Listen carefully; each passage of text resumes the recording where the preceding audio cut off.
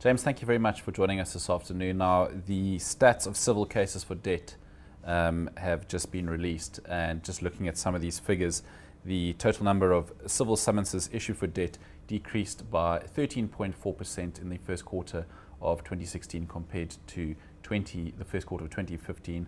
Now, what can that be attributed to, and what measures can be implemented in future to bring these numbers down? So there's been many things that have happened in the industry. Firstly, the NCR, the National Credit Regulator, has been quite active in the industry, and there were some amendments to the National Credit Act last year which were effective. It had the impact that prescribed debt, so debt that's actually expired, it's now illegal to actually collect on that debt, and to collect on that debt. And that has had quite a big impact in terms of credit providers being able to collect through the courts in terms of the judgments. So that's one thing. There's also been quite a lot more education in terms of consumers, which has led to them credit providers not needing to collect through judgments. Yeah, those are the major sort of things.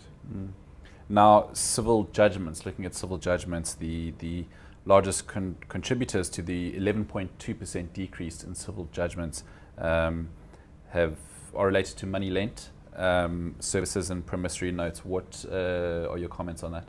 So in terms of us as in the debt counselling industry, we've seen inquiries for debt counselling increase dramatically over the last year in terms of debt busters.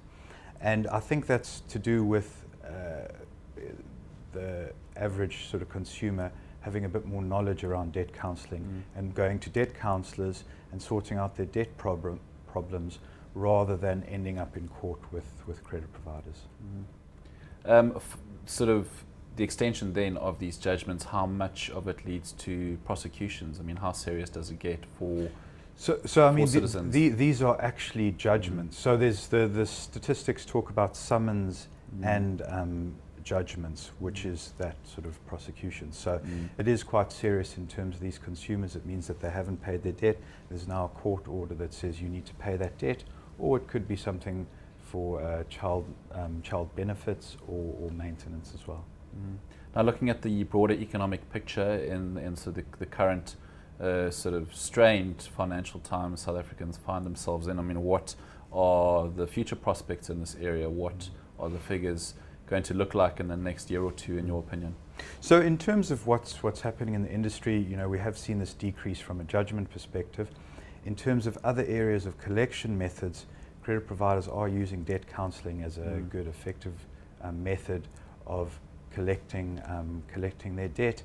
It's a very good process because we as debt counsellors look at the sort of all the debt of a consumer and their financial situation. So it's a very effective tool. So I expect that the judgments will continue to decrease from a money collection perspective. From a child benefit and maintenance perspective, I don't think it'll decrease. I think it'll continue. There's also, at the moment in the industry, there's a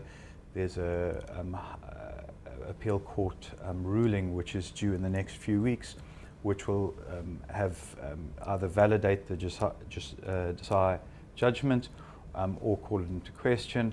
And it'll be quite interesting what impact that has on the industry, because I think it'll decrease it further. So. Okay, James, thank you very much for your insight. Okay. Cheers. Thank you.